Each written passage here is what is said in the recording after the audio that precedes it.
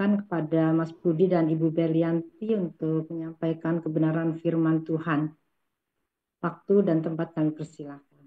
Shalom, selamat pagi semuanya. Ibu Selamat Suryani, pagi. terima kasih untuk waktunya. Hari ini kita melanjutkan topik tentang melepaskan anak pada tujuannya. Adalah topik yang kelima. Eh, Beberapa waktu yang lalu kita sudah bicara bahwa anak itu adalah sebuah warisan ya. Dan oleh sebab itu dia berharga, perlu disiapkan dengan baik. Dan tapi mempersiapkan anak bukan untuk keinginan manusia, tetapi lebih kepada keinginan Tuhan. Nah, topik hari ini adalah melepaskan anak itu satu proses. Next slide. Nah, kita mau belajar tentang bagaimana hubungan Paulus dengan Timotius. Paulus adalah bapa rohani daripada Timotius sebagai anak rohani. Dan dia mengalami proses dari dia sebagai anak, kemudian dewasa, dan kemudian sebagai rekan kerja di dalam melayani Tuhan, di dalam pekerjaan yang Tuhan berikan. Jadi yang pertama adalah satu proses di mana Paulus itu di awal hubungan antara Paulus dengan Timotius membina dan menanam nilai-nilai. Di dalam kisah 16 ayat 1 sampai 3 dikatakan Paulus datang juga ke Derbe dan Listra. Nah, di situ ada seorang murid bernama Timotius dan Paulus mau supaya Timotius pergi bersama-sama dengan dia. Pertama kita melihat bahwa Paulus melihat ada potensi dan uh, uh, dalam hidup Timotius sehingga dia mau Timotius itu pergi bersama-sama dengan dia dan dia ambil dari seorang murid yang namanya Timotius. Nah, kemudian di dalam 1 Timotius 1 ayat kedua dikatakan kepada Timotius anakku yang sah di dalam iman, kasih karunia, rahmat dan damai sejahtera dari Allah Bapa dan Kristus Yesus Tuhan kita. Jadi Paulus mengakui bahwa Timotius itu sebagai anakku yang sah di dalam iman. Jadi dia menemukan seorang murid yang bukan hanya sekedar murid, tetapi dia sudah menjadi seorang anak yang punya hubungan yang jauh berbeda. Dan Paulus memilih Timotius untuk dididik dan dimuridkan. Dan ini merupakan satu privilege ya, satu uh, hak istimewa untuk Timotius untuk boleh dimuridkan oleh seorang yang bernama Paulus. Dan akhirnya Paulus itu menjadi ayah rohaninya uh, Timotius.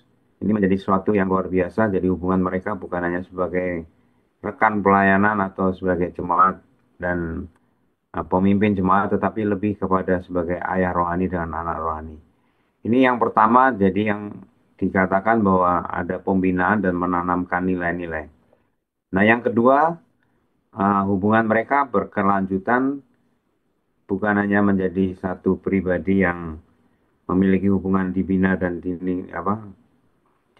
membina, tapi ada proses yaitu melepaskan dengan sebuah kepercayaan. Dalam Filipi 2 ayat 19 sampai 22 dikatakan, tetapi dalam Tuhan Yesus kuharap segera mengirimkan Timotius kepadamu. Ada satu keinginan, ada satu permintaan yang sangat supaya tenang juga hatiku oleh kabar tentang hal ihwalmu. Karena tidak ada seorang padaku yang sehati dan sepikir dengan aku, dan yang begitu bersungguh-sungguh memperhatikan kepentinganmu, sebab semuanya mencari kepentingannya sendiri, bukan kepentingan Kristus Yesus. Kamu tahu bahwa kesetiaannya telah teruji, dan bahwa dia telah menolong aku dalam pelayanan Injil, sama seperti seorang anak menolong bapaknya.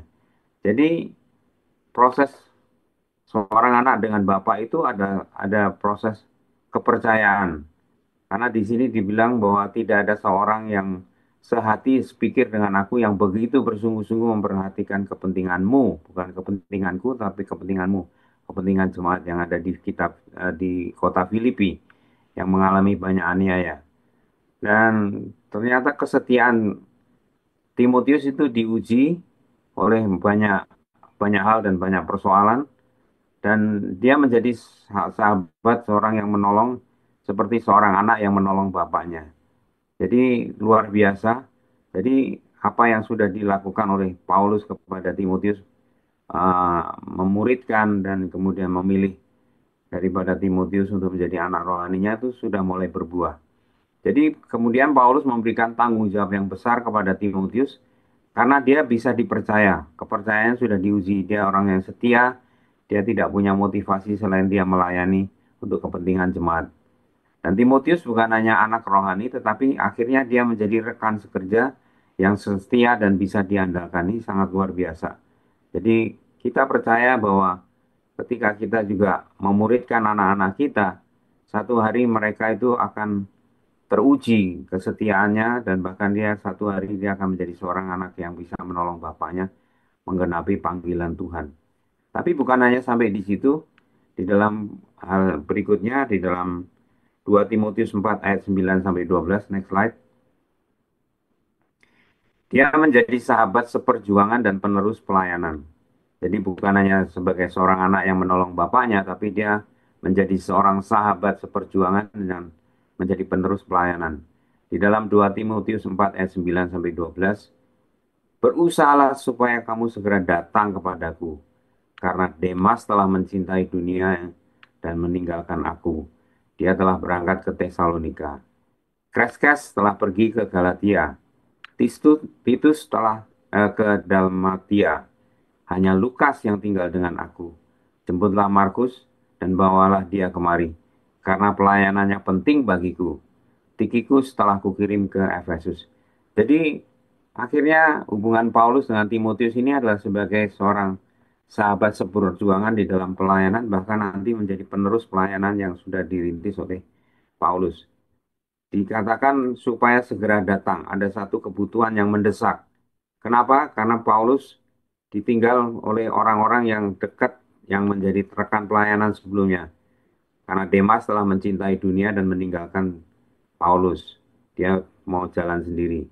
Kreskes telah pergi ke Galatia dan Titus ke Dalmatia.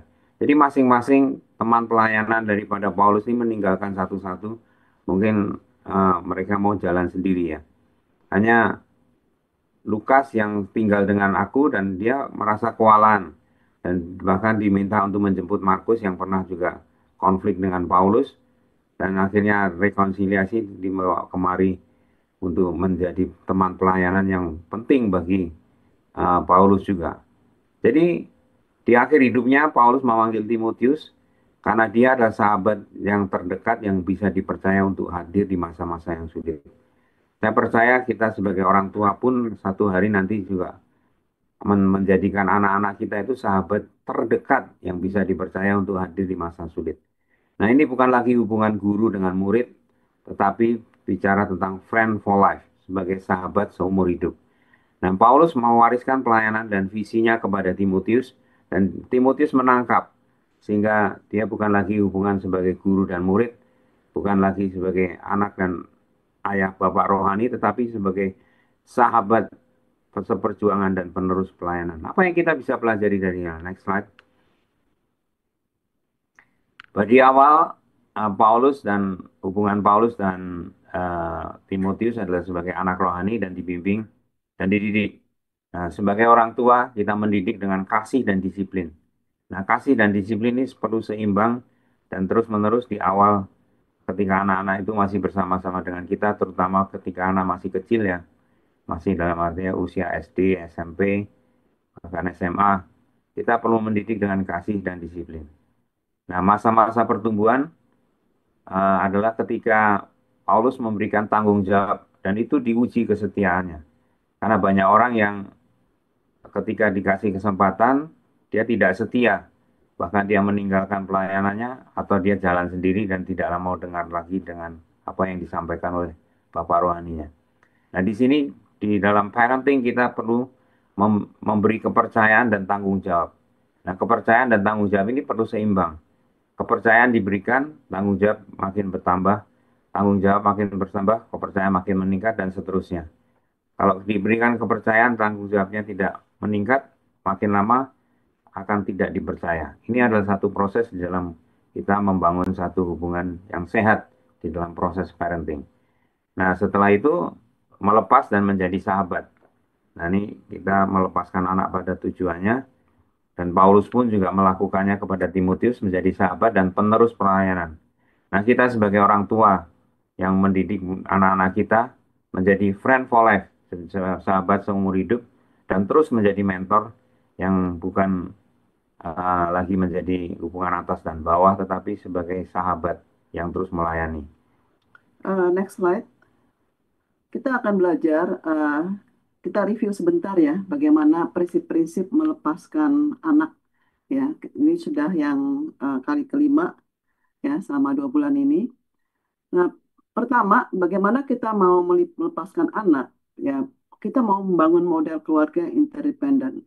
Anak-anak akan keluar dari rumah kita, entah dia mau kuliah atau mau kerja atau menikah. Ya, biarlah kita melepaskan mereka sebagai keluarga yang interdependen. Mereka pergi ke sana ke sini ya sendiri-sendiri semua, tapi tetap terhubung satu sama lain. Ya, jadi kalau misalnya kita punya grup keluarga, saya mau pergi ke sini nih, ya memang orangnya udah nggak tinggal di rumah gitu ya, tapi masih tetap ngabarin. Kita pun juga sebagai suami istri kami berdua kalau mau ke sana ke sini, ya anak-anak kami yang sudah tidak di rumah tetap kami kabarin dan kami kirimkan foto-foto. Lalu tanya kabarnya gimana, semua saling bertanya. Inilah keluarga yang interdependen. Kalau ada sesuatu yang terjadi, semuanya hadir.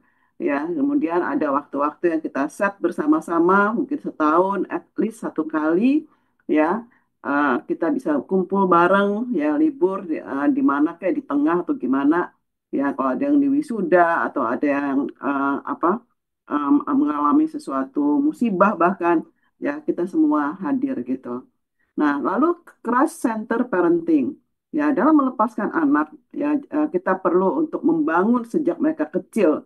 Ya, anak-anak dilepas sejak kecil ya.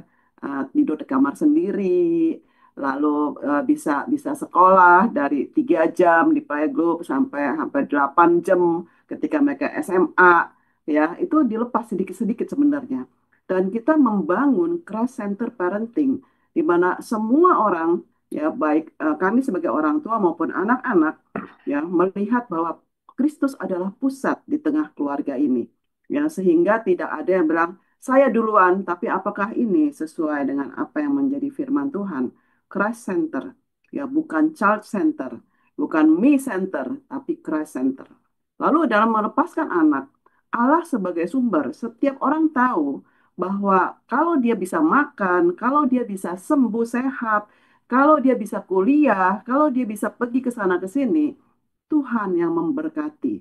Tuhan yang memberikan semua ya dananya, kesehatannya, kekuatannya, networknya. Ketika kamu ke sana ke sini ada teman di sini, ada apa orang-orang yang kamu baru ketemu. Tuhan adalah sumber dari semua hal itu. Jadi jangan berpikir, wah ini kehebatan siapa, ini gara-gara saya punya teman itu jadi saya bisa berhasil. No, ya Tuhan tetap adalah sumber dari semua yang kamu alami sekarang. Ya, lalu membangun karakter, ya. Di dalam kita melepas anak, kalau ada sesuatu yang terjadi, ya, biarlah kita berpusat pada, oh karakter apa yang kamu kamu sedang dilatih oleh Tuhan, karakter apa yang kamu sedang dibangun. Ya, jadi terkait dengan yang berikutnya, fokus pada tujuan bukan pada masalah. Ya, masalah mah nggak kelar-kelar ya. Tapi kita mau bangkit lagi dan kita melihat kepada tujuan. Kalau kita meratapi masalah, kita kemudian eh, berhenti berjalan oleh karena begitu banyak masalah, tujuan tuh nggak akan sampai-sampai. Tapi kita melihat kepada tujuan, kita melihat pada sasaran, dan kemudian semua masalah ya mungkin membuat kita lambat sebentar beresin itu, kemudian terus berlari kepada tujuan. Ya, berikutnya. Nah, ketika melepaskan anak, ya, uh, uang akan menjadi satu hal yang penting untuk dibicarakan. Ya, bagaimana ketika kita dipercayakan sejumlah uang, kita adalah pengelola, ya, bukan pemilik. Dan uang itu bentuknya bisa macam-macam, bisa berbentuk uang beneran, bisa berbentuk satu aset, ya, atau barang-barang yang dipercayakan, atau teman-teman, network, dan sebagainya. Dan kita adalah pengelola, bukan pemilik.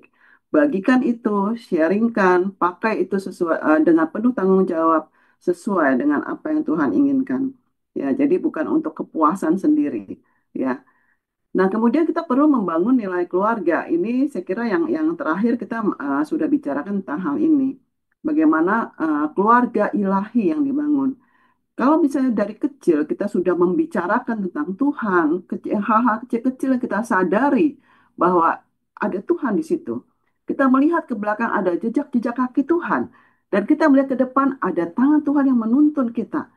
Maka kalau kita sudah eh, membangun semua itu sejak kecil anak-anak, ketika mereka besar dan kita melepas mereka, mereka akan lebih nyaman dengan orang-orang yang sama nilai-nilainya. Sehingga ketika dia jelas dia punya teman-teman yang sekuler, yang duniawi dan sebagainya ya. Dari orang-orang yang non-Kristen, mereka punya teman-teman itu. Tapi tidak bisa menjadi teman-teman dekat atau teman-teman buat dia curhat gitu ya. Apalagi menjadi orang-orang yang dia pilih sebagai pasangan hidup. Kenapa? Karena nggak cocok gitu ya dalam sebagai apa dia bangun nilai-nilai berbeda gitu, beda beda frekuensi, beda servernya gitu. Nah, ketika kita membangun itu, kemudian kita melepas anak-anak, kita tahu mereka akan memilih pergaulan yang benar dan mereka akan hidup dengan nyaman dengan orang-orang yang satu nilai dengan mereka. Jadi bangun ini sejak kecil, investkan waktu untuk membangun nilai-nilai keluarga ilahi kepada mereka. Dan yang berikutnya, kita juga sudah bicarakan, serahkan kepada Tuhan, ya maka kita tidak akan kehilangan mereka. Eh, yang Slide slide sebelumnya. sebelumnya. Oke. Jadi ketika anak-anak kita lepas, jangan diratapi ya. Waduh, nangis-nangis gitu ya. Itu jangan, tapi bless mereka, berkati mereka. Ya, papi yakin kamu pasti akan berhasil dengan tuntunan Tuhan. Jangan pernah kamu lepas dari Tuhan, terus melekat kepada pokok anggur yang benar, yaitu Yesus Kristus. Jadi diberkati, bukan diratapi, ditangisin, betapa malangnya saya ditinggal oleh kamu. Jangan seperti itu, tapi lepas mereka dengan berkat Tuhan dan doa. Ya, jadi serahkan pada Tuhan, kita tidak akan kehilangan mereka. Ya, mereka suka sekali diberkati oleh orang tuanya, yaitu kita. Kemudian yang hari ini kita akan bicarakan adalah seimbang di dalam tanggung jawab dan hak istimewa. Ya, kemudian bagaimana orang tua sebagai friend for life. Ya, slide berikutnya.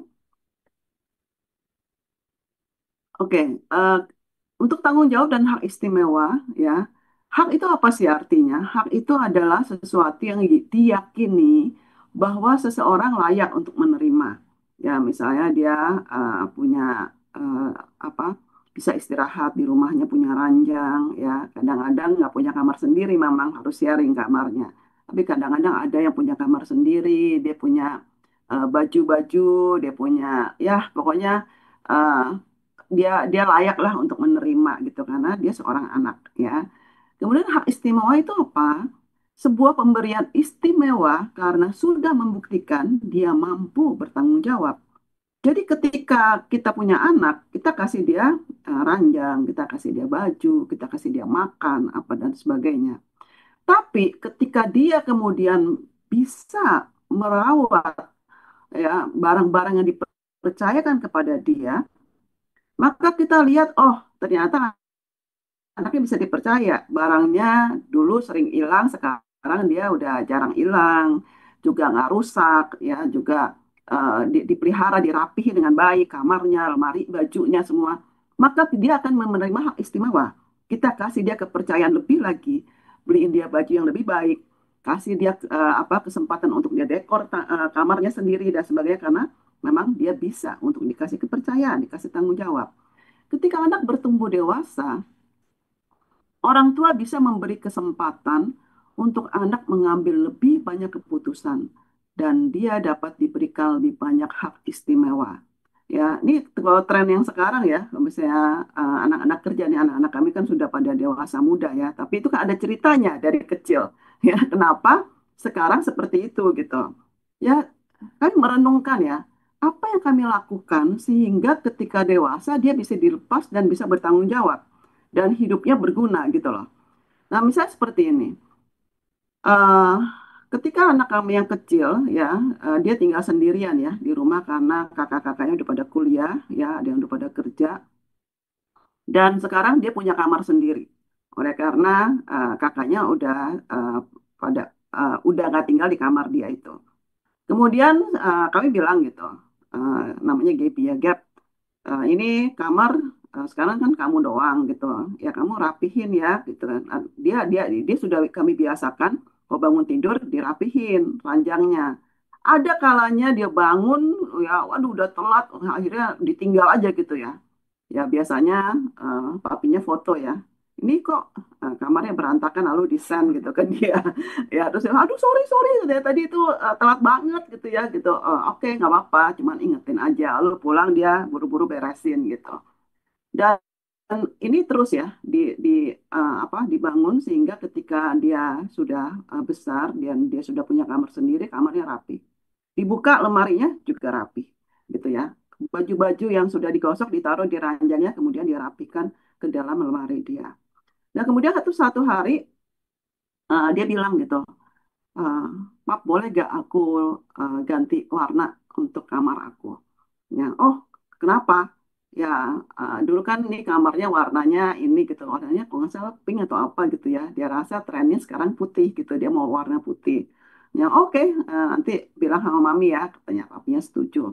Ya, kemudian saya bilang, oke, nanti ini diputihin ya dindingnya, terus cat warna ranjangnya semua jadi putih, terus spraynya juga dia mau dibikinin yang putih katanya. Oke, jadi putih semua. Nah, kemudian saat dia putih, hordengnya putih semua, lalu dia bilang, oh aku enak nih bisa ini. Dia jadi tambah semangat untuk merawat kamarnya gitu ya. Nah, dan jadi bagus gitu loh kamarnya. Karena kayak, kok jadi kayak yang dia lihat di IG gitu loh, Instagram gitu ya. Dan kami puas gitu.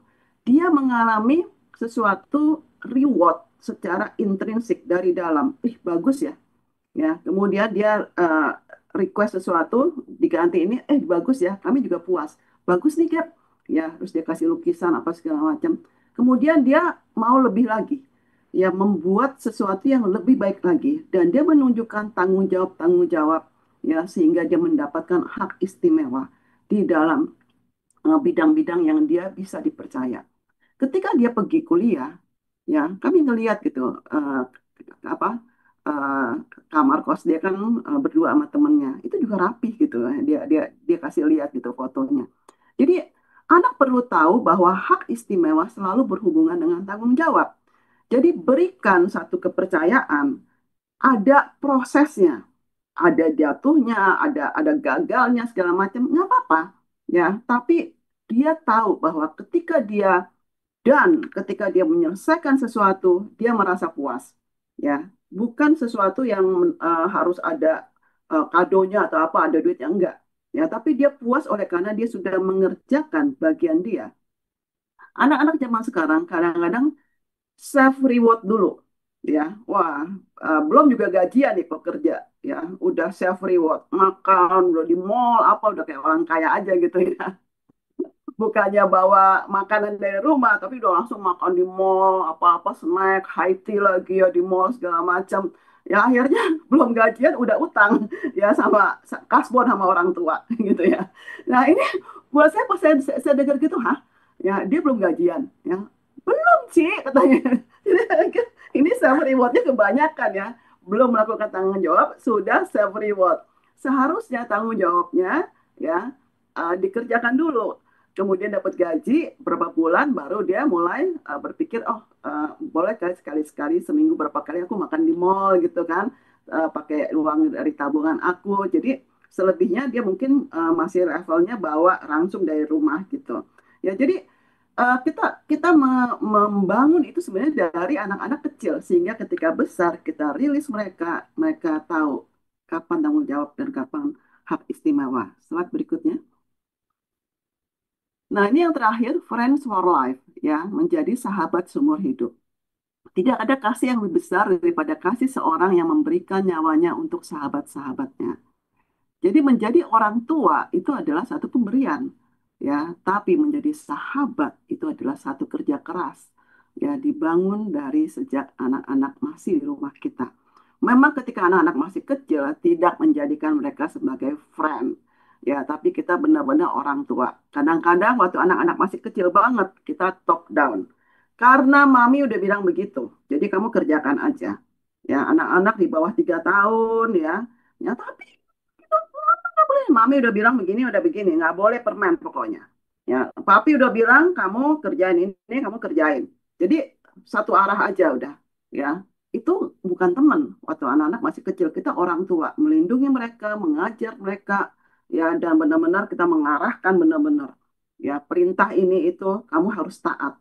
Tapi anak-anak makin besar, ya makin terbuka semuanya, hak-haknya dia, semua reward-rewardnya, semua istimewanya itu makin terbuka, kepercayaan makin terbuka. Ya, kita mulai memberikan dia kapasitas sebagai teman, mendengarkan masukan-masukan dia. Kemudian kita mau untuk melakukan apa yang dia mau. Ya, oke, bagus tuh ide kamu. Ya, temen gitu loh. Jangan anak ngajarin orang tua. Itu bukan ngajarin. Anak itu memberikan masukan. Ya, dan kita tuh adalah teman sekarang buat buat mereka. Kalau anak-anak sudah mulai masuk remaja ke dewasa.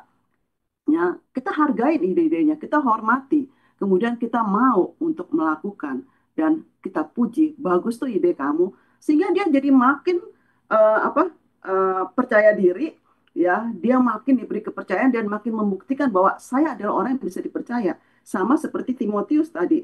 Akhirnya mereka menjadi rekan pelayanan buat kita dan menjadi sahabat seumur hidup bagi setiap kita sebagai orang tua. Nah, Friends for Life itu adalah kerja keras. Sahabat sejati itu siapa sih? Orang-orang yang kita pernah investasikan hidup kita. Berikan waktu kepada anak-anak kita sejak mereka masih kecil, sejak mereka hadir di dunia ini. Kita perlu investasikan waktu kita untuk mereka. Ya, apakah anak-anak akan menjadi sahabat sejati saat kita sudah tua? Ya, kita masih ada gak di grup apa Instagramnya mereka? Ya, yang di grup yang khusus ya ininya ya. Nah, ada gak atau kita udah dikeluarin gitu ya? Janganlah kalau ya ada papi mami ribet ya suka dikomentarin gue disuruh hapus terus katanya. Nah, jadi dia udah nggak percaya sama kita karena kita tuh ngatur-ngatur terus gitu loh. Apa yang dapat kita lakukan untuk membangun hubungan dengan anak kita, dengan cucu kita bahkan, ya, bangun dengan makan bersama. Saat mulut terbuka, hati terbuka katanya. Itu banyak benernya ya. Kemudian eh, liburan bersama. Yang tadi saya bilang ya, setahun adalah at least satu kali ya kita liburan bersama. Nggak usah yang mahal-mahal, mungkin liburan nginep lah di rumahnya siapa gitu ya, di puncak pinjem villa atau gimana, lalu kita bisa masak bareng dan sebagainya gitu ya. Kemudian doa bersama juga, saat teduh, Bible study bersama ya. Kami sering ya untuk kita adakan ya Bible study bareng, baca buku bareng gitu ya. Dan kemudian kita bahas bareng gitu. Nah, ini hal-hal yang kita investasikan dalam hidup mereka ya, waktu kita, dan kita sering ya untuk spend time ya sama anak-anak rohani ya, dan anak-anak tahu itu. Ya, jadi mereka mau banget kalau misalnya orang tuanya juga spend time dengan mereka. Ya, ya istilahnya mereka jadi narasumber nih, narasumber ya, ya ayo ayo aja gitu ya. Tapi sebenarnya mereka mereka pun juga banyak sekali menjadi narasumber untuk kami sebagai orang tua karena banyak sekali hal-hal yang baru yang kami tahu juga dari mereka. Bicarakan dengan anak apakah hal ini menjadi sesuatu yang menarik dan bermanfaat. Ya, kamu maunya apa? Ya, kemarin ada teman yang ikut seminar Peter Tanci ya, dia bilang ada 3 pertanyaan ya yang orang tua perlu kasih pertanyaan ini ke anak. Yang pertama ya, apa yang menurut kamu apa yang papa harus lakukan ya atau mama harus lakukan sehingga kami menjadi better dad gitu ya, menjadi papa yang lebih baik buat kamu atau mama yang lebih baik buat kamu. Hal-hal apa yang kami perlu lakukan? Lalu yang kedua, hal yang menyakitkan apa, yang peristiwa menyakitkan apa yang papa atau mama pernah lakukan kepada kamu. Lalu yang ketiga, maukah kamu memaafkan kami? Ya, maafkan papa. Maukah kamu memaafkan mama? Ya, jadi pertanyaan-pertanyaan ini memang nggak enak ya untuk kita waktu kita dengar, tapi ini akan menyembuhkan dan memulihkan hubungan kita dengan mereka. Ya, buat sesuatu rencana untuk bagaimana memberkati anak-anak. Ya, nggak peduli usia mereka berapa. Ya, buat rencana. Dan ini dibicarakan kepada mereka. Ayo kita bikin plan yuk. Mereka senang sekali. Dan kalau mereka kasih masukan, jangan, kamu mana tahu sih. Ya, hargain. Ya, kemudian kita pelajari bersama. Kemudian kita lakukan bersama. Ya, ini akan sangat menyenangkan untuk membangun hubungan dengan mereka. Next slide. Nah, ini diskusinya. Apa tantangan saya dalam melepaskan anak-anak? Ya, apa nih sekarang sudah lama ya, hubungan sudah dingin atau gimana? Ya, saran saya adalah coba minta ketemu sama mereka, ya, ngomong aja apa adanya. Uh, Papa baru dengar ini nih, ada satu saat teduh pagi ya. Kayaknya kita perlu bikin plan nih gitulah supaya kita bisa bangun hubungan ya. Kemudian coba kasih 3 pertanyaan itu ya ketika kita ketemu. Ya jangan pertanyaannya jangan dikasihnya waktu uh, secara online aja gitu. Tapi kalau bisa ketemu ya lebih enak gitu suasananya. Kemudian bagaimana saya menerapkan prinsip-prinsip dalam melepaskan anak-anak.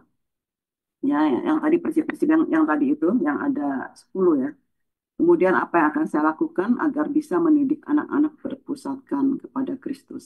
Ya, jadi bahwa dalam doa, ya, dalam kita membangun hubungan, kemudian ketika anak-anak mau pergi, ya, jangan diratapi, jangan apa di eh, apa ditakut-takutin ya, tapi berkati mereka. Ya, bless mereka dan biarlah Tuhan memimpin kehidupan kami. Saat kamu masuk, saat kamu keluar, Tuhan akan memberkati kamu. Amin. Ya, Tuhan memberkati kita semua. Saya kembalikan. Ya, terima kasih Mas Budi dan Ibu.